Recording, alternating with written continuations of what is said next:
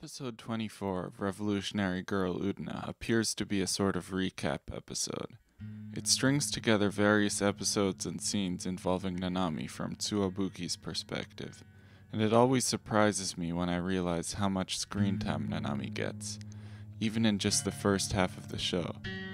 While Nanami does not appear to have a serious role in the central plot of the series, her sheer amount of screen time begs one to question otherwise. And whenever Nanami appears, chaos and absurdity follow. I recall that on my first watching of this series, I thought that Nanami episodes were somewhat funny, if not a little boring, and I probably got annoyed at the actions of her character at times. Over the years, I've come to realize that Nanami episodes are some of the most brilliant pieces of humor the show has to offer, and however significant she is to the main plotline of the show, the Nanami herself is one of the most interesting characters, though you could probably make that argument for almost any of the mainstay characters of the show. That being said, episode 24 is impressive itself for taking these episodes, which on their own are comedic masterpieces, and building on them after the fact by inserting Tsuwabuki into the background. While obviously the creators saved money by recycling footage from past episodes, this episode has enough original material for me to consider it not as just a lazy recap episode. Even what is reused is transformed by a shift of perspective. Furthermore, even if this is a sort of recap episode, this begs the question, what is the relation of the Nanami material to the greater plot of the show which merits it being recapped? In this video, I will attempt to use Tsuwabuki's portrayal of Nanami in his diary to show the unexpected heroism of Nanami's character.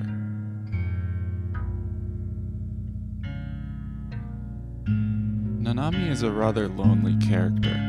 The world around her is an absurd place, and no one seems to realize this but her. Is she just a little schizophrenic?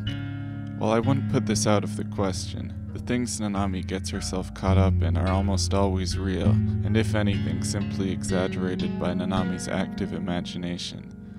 Additionally, the majority of other characters in the series are willing to take absurdities for granted, such as the castle floating in the sky, the shadow girls, and even driving a car on the wall circling an active sword duel. The indifference of the characters to these absurdities, which they simply integrate into their worldview without losing much sleep, could be seen as a reflection of modern society. New technologies and mass culture trends are developed at a rate unparalleled in any previous period of history, and people are expected to adopt and accept these new technologies and trends, no matter how much the new way of life conflicts with past values and habits. For the most part, people simply learn to adapt, and not always in healthy ways. On the other hand, some of us have difficulties with giving up a more natural, childlike relationship with the world for the increasingly alien behaviors required to operate as a member of greater society. Nanami seems to experience the world around her as a somewhat alien landscape, and seems to be bewildered by anything that contrasts with her childhood understanding of the world. On the very surface, Nanami is simply a comic relief character who faces the consequences of her own actions and her unwavering pride. Nanami is mean, entitled, and vengeful, and fills the role of the Ojo-sama, speaking a version of Japanese that would never be heard in modern times, but rather is derived from a style of speaking popular with women in Meiji-era Japan. It is common in Japanese media for fictional characters to have a certain dialect or way of speaking which signifies tropes or stereotypes for a specific type of character. This is known in Japanese as yakuwarigo, and has been studied extensively by Kinsui Satoshi, who coined the term. Nanami's voice and attitude immediately reveals her to be an Ojo-sama character, the trope for a girl from a wealthy family, not necessarily mean, but usually entitled, snobby, or out of touch with reality. For another example of a common character type sometimes signified by their style of speaking, take main supporting characters. These are often portrayed as roguish or emotional by speaking in a more rough-sounding dialect, which is a cartoonish fabrication of some non-Tokyo dialect of Japanese. For an example of this character, take Kuwabara from Yu Yu Hakusho or Joey from Yu-Gi-Oh! American media also has examples of yakuwarigo, such as the way old people talk in cartoons.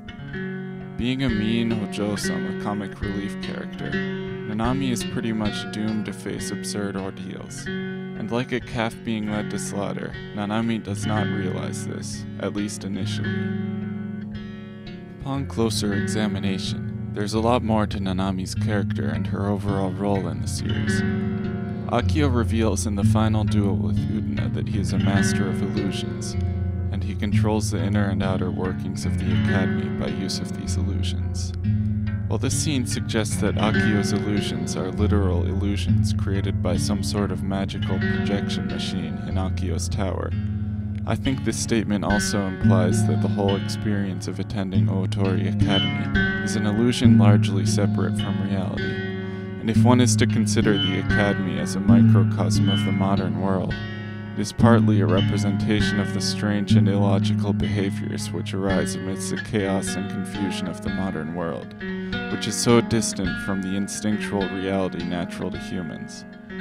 If life at Otori Academy is a sea of absurdity, then most characters have no problem getting in a boat and traveling from island to island. In this way, they maintain an illusion of control while secretly being led by various illusionary machinations of Akio. However, Nanami simply jumps in the water and swims.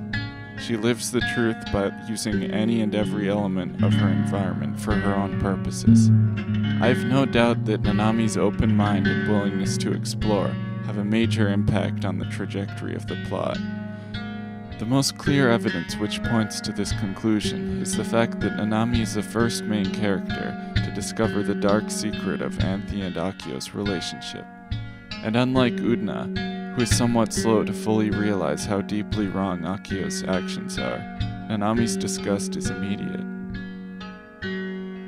Episode 32, a deeply emotional ride which merits its own analysis, chronicles the aftermath of Nanami's discovery. It begins with the scene of breakfast.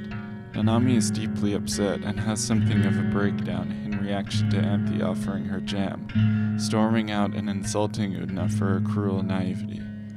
Later, Nanami shows her newfound maturity and self-knowledge when she reveals to Toga that she has submitted a transfer request and has overcome her unhealthy obsession with him. In the following Akio car scene, Akio explains to Nanami that everything she sees is an image of her world only and no one else's, and that she is stuck in a labyrinth of her subjectivity, in a seeming attempt to cause her to doubt her own sanity. Since Nanami is surrounded by absurdity, Akio figures he might be able to convince her that not everything she sees is real, but Nanami sees and believes. If it wasn't for Nanami's straightforward nature, which allows her to see a UFO for a UFO, a surfing elephant for a surfing elephant, it seems likely to me that she would have tried to deny what she saw in Akio's room to herself because of the horrifying reality it opens up. But Nanami simply sees what's there in an absurd world, making her both a hero and danger to Akio's plots. With this realization, I think I can finally pinpoint exactly why such a recap episode was necessary. Besides the comedic value it provides, episode 24 offers a portrait of Nanami's character and character development, the trajectory of which foreshadows her discovery, which occurs 7 episodes later. This episode is really funny, and after rewatching it again today, there were several moments when I audibly laughed. At the risk of sounding elitist, much of the humor in this episode can only be fully appreciated with a knowledge of Japanese, which is not to say the jokes aren't funny without this additional understanding. In the interest of not ruining all the jokes by explaining them, I will let the humor stand and focus more broadly on why I think this is an interesting episode. Tsuwabuki's Secret Diary presents a worldview in which all of Nanami's actions are correct and worthy of esteem. While of course part of the humor inherent in Nanami and Tsuwabuki's relationship is that on a superficial level, Nanami appears to be a somewhat petty and cruel person with few admirable qualities. Tsuwabuki's justification and explanation of Nanami's actions makes a lot of sense with the perspective we have at this point in the show. In the spirit of the proverb, many a truth is said in jest, I will attempt to explain why Tsuwabuki makes a genuinely convincing argument for Nanami's character. First, we are presented a scene in which Nanami rescues Anthy from a confrontation with Nanami's own lackeys. While it's clear, to the audience at least, that Nanami's putting up an act, that doesn't take away the fact that she's perfectly courteous on the outside.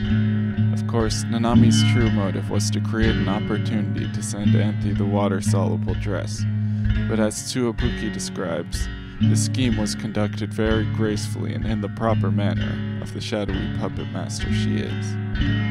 While I'm not really qualified to talk about Eastern philosophy, there is a general idea in the Confucian philosophy of Junzi that correct ritual and external appearances are the most important aspect of morality.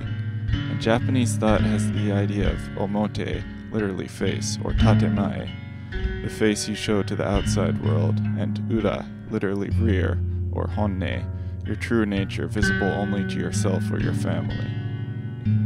In fact, this very scene makes a pun with these words when Utena says to Nanami that Tsuwabuki knows Nanami really well, omote and ura, to which Nanami feigns ignorance as to what ura could refer to. Questionable rationale to Nanami's prank aside, Tsuwabuki does make Nanami sound pretty cool when he describes her as controlling the academy from the shadows. And it's hard to see Nanami as being truly evil with the knowledge of the much greater evils of the academy. Maybe Nanami really was the mastermind behind the scenes all along. Additionally, as Tsuwabuki goes on to describe, Nanami never really gets away with anything, as she is quick to find herself cornered by her own karma immediately, the first and most obvious example of this being her failed scheme to destroy Anthy's reputation. Nanami's great curry adventure, when you really consider it, shows a remarkable level of responsibility and determination on Nanami's end, as she climbs mountains and crosses oceans, constantly perilled by elephants, in order to fulfill her filial duty to Toga by correcting for her misdeed. In complete seriousness, the way Tsuwabuki describes it with accompanying montage is actually kind of moving. The nature of Nanami's karma might be partially self-created, when you consider that in most of the sins for which Nanami is punished, trying to scandalize Anthy, the curry prank, even the Chronicle of Nanami's egg, the common factor is that in each case, Nanami probably sees herself as having betrayed Toga in some way. As Toga is more important to Nanami than anything, perhaps she sees punishment as fitting for having tread upon sacred ground. On the other hand, though Nanami clearly cares about Tsuwabuki on a certain level, she pushes him around and bullies him a lot, but never receives any divine punishment for her actions. The difference is entirely in whether or not Nanami perceives her actions as bad. For this reason, Akio's statement about Nanami being trapped in her own world does have some truth to it. It's worth considering whether Toga has some hand in punishing his sister when she crosses a line. Nanami is thrown into great distress when Toga convinces her that he's not her true sibling, and upon close examination, I would argue that this is a calculated punishment for Nanami stealing Toga's phone, which he is clearly aware of without saying anything.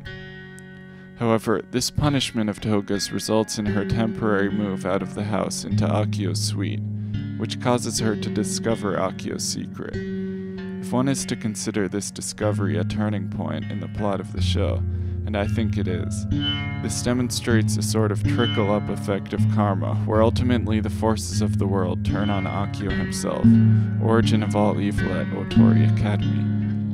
While it could possibly be argued that the events of episodes 31 and 32 were intentional and entirely orchestrated by Akio, using Toga as a pawn, I'm inclined to believe that at the very least, Nanami's reaction to what she saw was not calculated for by Akio, who later tries to convince her not to trust her own subjectivity. I've no doubt that Nanami was a critical factor in convincing Utena to see Akio for who he truly is.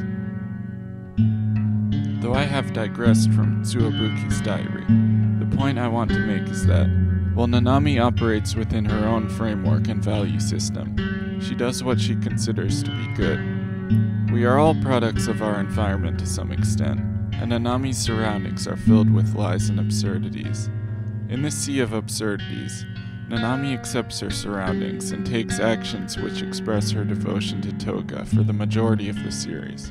The trajectory of Nanami's character and the other ongoing events of the plot collide in such a way as to fuel the finale of the show, and this may be more than a mere coincidence, whether or not she intended to do good in this way. Many religious texts tell us that one's occupation in life doesn't matter as much as simply continuing to work with determination, which in the end will lead to liberation. Nanami was born from an absurd universe, and whatever course of action she takes would be absurd by default, yet the fruits of her actions might bear valuable truths in time.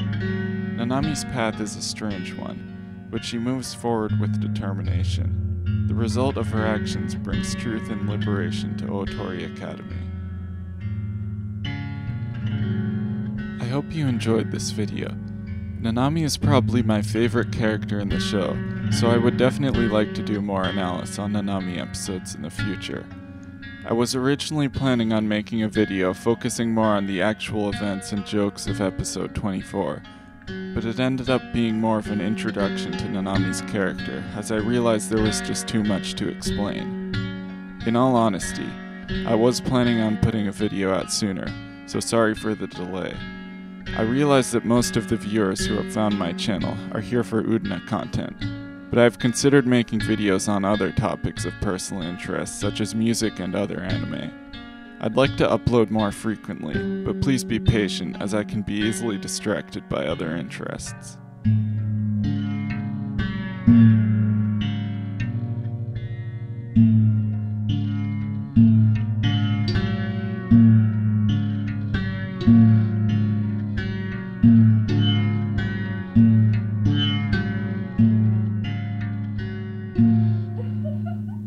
驚いているようね。この輝き、この気品、最高級なものが似合うのはこの私だけなのよ。